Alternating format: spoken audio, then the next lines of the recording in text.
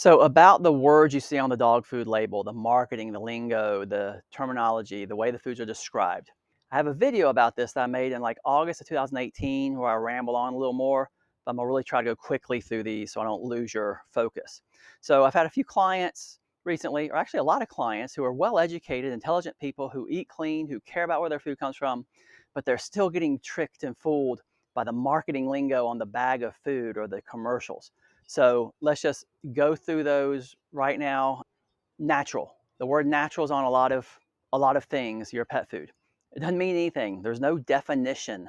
There's no legal USDA or FDA or pet food industry or marketing industry. There's no definition for natural. Natural is just a word to get your attention, to make you think it's pretty. When you hear the word natural, you picture, like these plants and fern or whatever, palms behind me. It's what you picture when you hear natural. Well, that's why. That's marketing. It's genius. But that's not what their food is just because the word natural is on the label. Next is human grade. Human grade is just like the meat, chicken, sausage, eggs you buy in the grocery store. Human grade comes from a factory farm situation, which is terrible.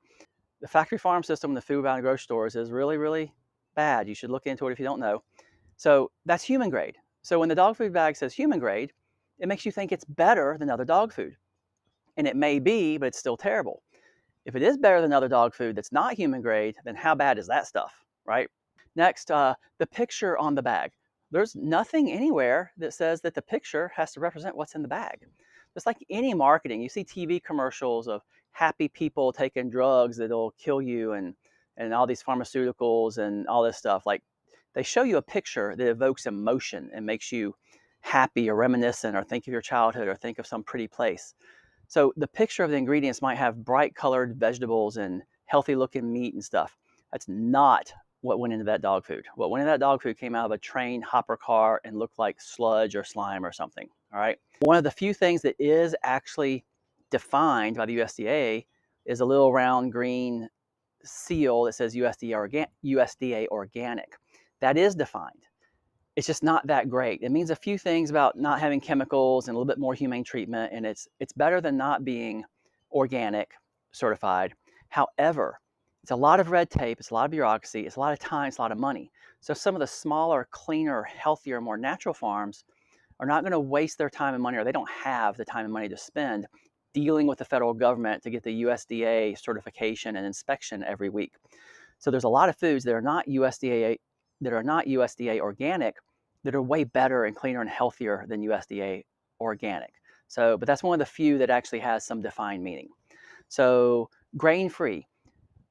Grain-free is a good idea. There was a big thing a few years ago about dogs having a heart issue because they were fed grain-free food. And it's not because they were fed grain-free food. That's just what it was blamed on by the industry. So grain-free is a good idea because in nature, dogs and cats would not eat grains.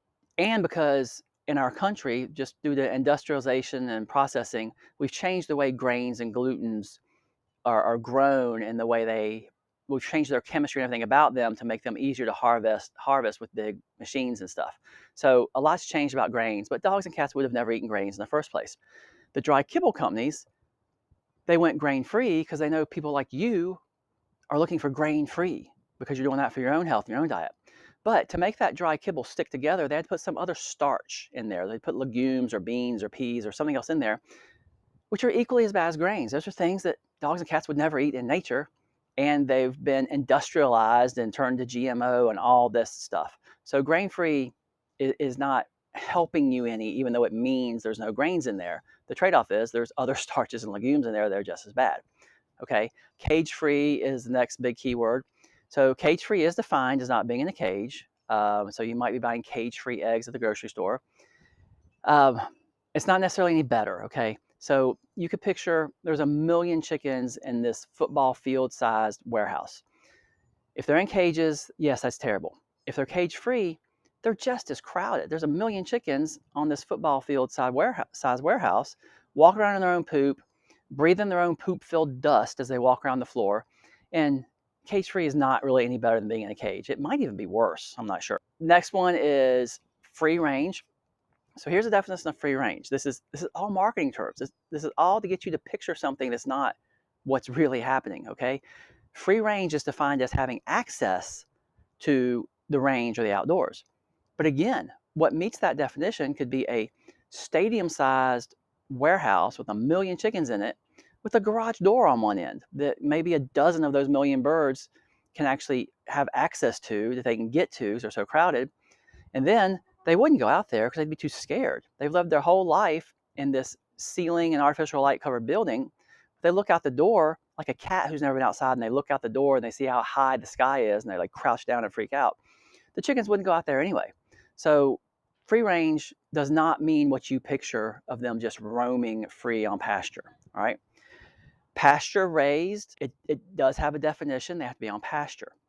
But there's so many things you can do that changes what pasture is. So for example, you'll see pictures on the egg carton of free range hens. Well, they may put them out in a 100 square foot free range pasture. We moved on from free range. I'm on pasture raised. So they may be out on pasture, but after they've been out there for a few days, picking through the grass and eating the bugs and pooping all over the place, there's no grass left. It's now a mud and poop filled pit that they're on for the rest of their lives laying eggs. And that's pasture raised. So it may have started out pretty, but it wasn't pretty for very long before they turned it to mud and poop. And that doesn't say that they can't be fed GMO grain. Pasture raised doesn't mean healthy. They could still be fed GMO grain. Grass fed, okay?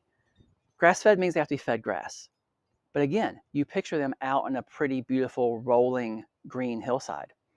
It's not what it says. It says they were fed grass. They could be inside in a warehouse on a concrete floor under a steel roof with somebody bringing grass to them, okay? Doesn't mean it's all that way. Some of the better companies are doing things the way you picture. But most of the big companies are just using these terms to trick you and to get your business. So for fish are either wild caught or they're farm raised. That's the only two options. If they're not wild caught, then they were raised in a farm, which is a factory farm, fish pond, that's dirty and terrible. And then sustainability. You want your fish not only wild caught, but sustainably sourced and protecting fisheries. You want words like that.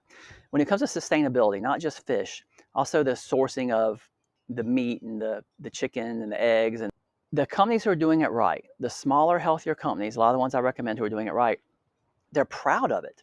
On their website and on their bag, it will say clearly, sustainable sourcing, we care about the environment. And it won't just say we care with nothing to back it up. They'll back it up. They'll have pictures. They'll have links to the farms.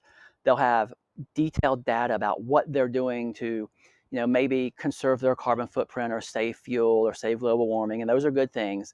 But more importantly is where their animals coming from, how their animals raised. They have pictures of the farms. The ones who are doing it right, they want to show that off to you, and they want you to know that. The ones who are just saying they're doing it right, but don't give you any more information about it, that's just marketing again, okay?